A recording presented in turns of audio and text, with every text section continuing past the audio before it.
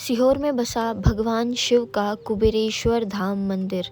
इसके बारे में आपने कहीं न कहीं तो ज़रूर सुना होगा। तो चलिए आज यहीं जाकर आते हैं।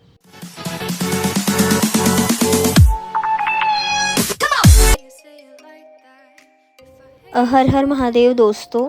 तो रिसेंटली अभी एक शादी के सिलसिले में मैं इंदौर गई हुई थी। तो हम लोगों ने सोचा कि क्यों ना उज्जैन महाकालेश्वर के दर्शन करने जाया जाए, और उसके साथ ही हमने सोचा कि क्यों ना एक बार सीहोर का कुबेरेश्वर धाम जो है वहाँ भी विज़िट करके आया जाए। तो हम लोगों ने तो सोचा था कि सीहोर का कुबेरेश्वर धाम हम पहले जैसे गए थे वैसा ही होगा, लेकिन वहाँ जाके हमको पता चला कि अरे ये तो पूरा ही बदल चुका है। तो मैंने सोचा कि मैं अपने साथ साथ आप लोगों को भी सीहोर के कुबेरेश्वर धाम के दर्शन कराऊं। तो आज इस वीडियो में हम सीहोर का कुबेरेश्वर धाम जो है वहाँ जाएंगे, और साथ में मैं आपको सारी इन्फॉर्मेशन भी दूंगी कि वहाँ कैसे जाना है और वहाँ पे क्या क्या बदलाव हुए हैं और वहाँ पे क्या क्या नई सुविधाएं हैं और आने जाने की वहाँ पे सुविधा कैसी है, खाने पीने की क्या सुविधा है, ठहरने की क्या सुविधाएं हैं। तो वो सारी बातें मैं आपको बताने वाली हूँ। तो ये सब जानने के लिए वीडियो के अंत तक बने रहना। और अगर आपको लगता है कि कोई इन्फॉर्मेशन मुझसे छूट गई है जो मैंने इस वीडियो में नहीं दी है या जो मुझे देना चाहिए थी, तो कमेंट सेक्शन में मुझे ज़रूर बताना, ताकि मैं अगली वीडियो में वो इन्फॉर्मेशन कवर कर सकूँ। दोस्तों, सीहोर का कुबेरेश्वर धाम जो है वो एक ऐसा मंदिर है जहाँ पर हर वक्त हर हर महादेव का नारा गूंजता रहता है। और ये धाम बेसिकली पंडित प्रदीप मिश्रा के जो शिव पुराण कथा है उसके द्वारा प्रचलित हुआ है, और यहाँ पर दर्शन करने के लिए हर रोज़ लाखों श्रद्धालु आते हैं।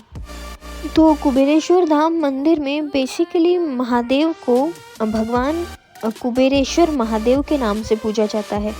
मतलब ऐसा कहा जाता है कि यहाँ पर धन के देवता कुबेर के साथ साथ भगवान शिव मौजूद हैं, और यहाँ आकर अगर आप श्री शिवाय नमस्तुभ्यम मंत्र का जाप करते हैं और कंकड़ कंकड़ में शंकर मानकर भगवान शिव की पूजा करते हैं तो आपकी मनचाही हर मनोकामना यहाँ पर आकर पूरी होती है।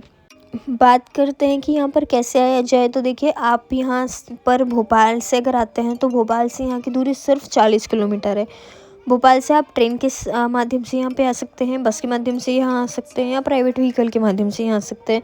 अगर आप इंदौर से आना चाहते हैं तो इंदौर से यहाँ की दूरी लगभग 155 किलोमीटर के आसपास है, और उज्जैन से भी यहाँ की दूरी लगभग उतनी ही है।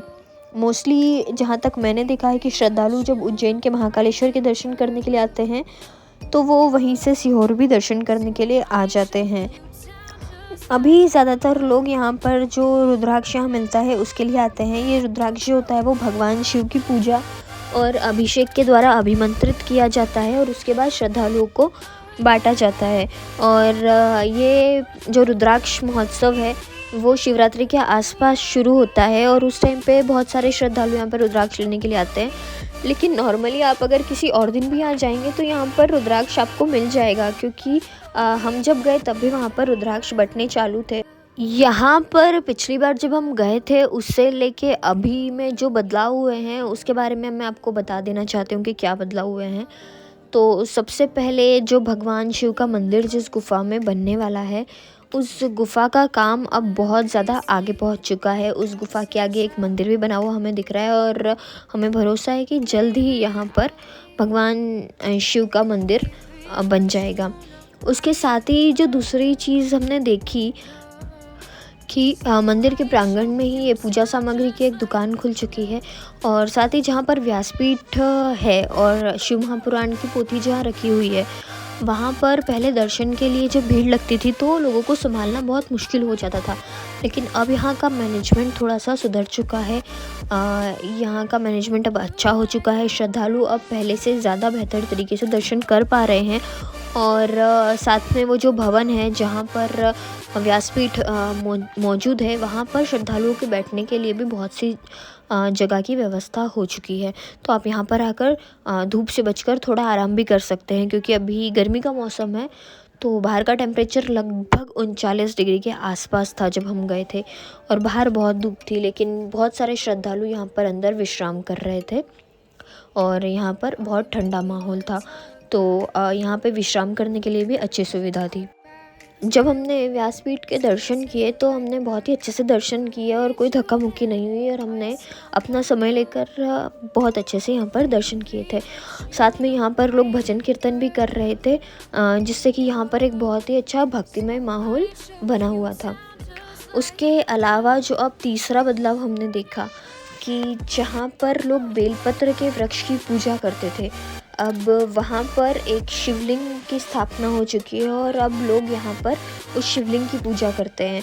और यहाँ पर पूजा करने के लिए उसके आसपास एक अच्छा सा घेरा बनाया हुआ है, ताकि श्रद्धालु बड़ी आसानी से यहाँ आके पूजा कर लेते हैं। पहले क्या होता था कि आसपास में इतनी सुविधा नहीं थी और बारिश के कारण या पानी गिरने के कारण वहाँ आसपास में थोड़ा सा कीचड़ वगैरह हो गया था जब हम लोग पिछली बार गए थे। लेकिन अब भी उन्होंने इतनी अच्छी सुविधा कर दी है कि वहाँ पर लोग बड़े आराम से और बड़े शांति से शिवलिंग की पूजा कर पा रहे थे और वहाँ का माहौल बहुत ही ज़्यादा भक्तिमय और बहुत ही ज़्यादा अच्छा लग रहा था।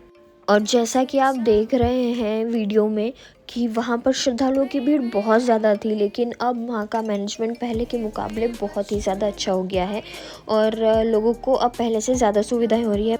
जैसा कि मैंने वहाँ पर लोगों से बातें की या फिर जैसे पता लगाया, तो मुझे पता चला कि यहाँ पर मध्य प्रदेश और उत्तर प्रदेश से ही नहीं बल्कि महाराष्ट्र से भी काफ़ी श्रद्धालु यहाँ पर आ रहे हैं। और मैंने पहले ये चीज़ देखी थी कि उज्जैन में और ओमकारेश्वर में अधिकतर आपको महाराष्ट्र के श्रद्धालु बहुत मिलते हैं, लेकिन सीहोर में भी महाराष्ट्र से बहुत सारे श्रद्धालु यहाँ पर आते हैं। बेसिकली सबसे पहले तो वो यहाँ पर कंकर शंकर की पूजा करने आते हैं और दूसरा यहाँ पर जो रुद्राक्ष मिलता है उसके लिए आते हैं। अब ये जो स्थान आप देख रहे हैं ना, यहाँ पर आकर लोग कंकर शंकर की पूजा करते हैं। यहाँ पर हमने इतने सारे कंकर शंकर देखे, मतलब जो भी यहाँ आता है वो एक बार अपनी मनोकामना मन में लेकर यहाँ पर कंकर शंकर की पूजा ज़रूर करता है और जिन लोगों की मनोकामना पूरी होती है वो लोग भी यहाँ आकर फिर कंकर शंकर की पूजा करते हैं। तो आप ये जो देख रहे हैं, यहाँ पर एक शंकर जी का छोटा सा मंदिर भी बनाया हुआ है जहाँ के लोग पूजा करते हैं और ये मंदिर जो है ये कंकर शंकर की भूमि के बिल्कुल बीच में बना हुआ है। इसके बिल्कुल पास में ही आपको वो शंकर जी का मंदिर और गुफा दिखाई देगी जहाँ पर कुबेरेश्वर धाम के शिवलिंग की स्थापना होगी। और इसके अलावा अगर आपने भी यहाँ आकर कंकर शंकर की पूजा की है और आपकी मनोकामना यहाँ आकर पूरी हुई है तो एक बार हमको कमेंट करके ज़रूर बताओ।